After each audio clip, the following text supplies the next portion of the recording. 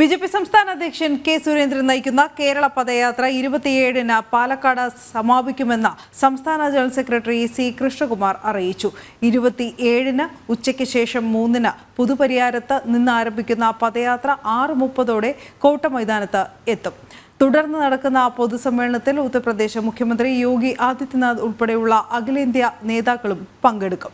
പദയാത്രയ്ക്ക് മുന്നോടിയായി പൗരപ്രമുഖർ, സാമൂഹ്യ സാംസ്കാരിക രംഗത്തുള്ളവർ എന്നിവരുമായി സമ്പർക്കം നടത്തുമെന്നും കൃഷ്ണകുമാർ വാർത്താ സമ്മേളനത്തിൽ അറിയിച്ചു. 25,000 പേര് പങ്കെടുക്കുന്ന വലിയ ഒരു പദയാത്രയാണ് പാലക്കാട് ജില്ലയിൽ നടക്കാൻ പോകുന്നത്. പുതുപ്പരിയാരത്ത് നിന്ന് ആരംഭിച്ച് പാലക്കാട് കോട്ടമൈതാനത്ത് സമാപിക്കുന്ന രീതിയിലാണ് പദയാത്ര നിശ്ചയിച്ചിട്ടുള്ളത്. പദയാത്ര 3 മണിക്ക് പുതുപ്പരിയാരത്ത് നിന്ന് ആരംഭിക്കും, ഇൻഡസ്ട്രിയൽ എസ്റ്റേറ്റ് ഭാഗത്ത് നിന്ന് ആരംഭിക്കും.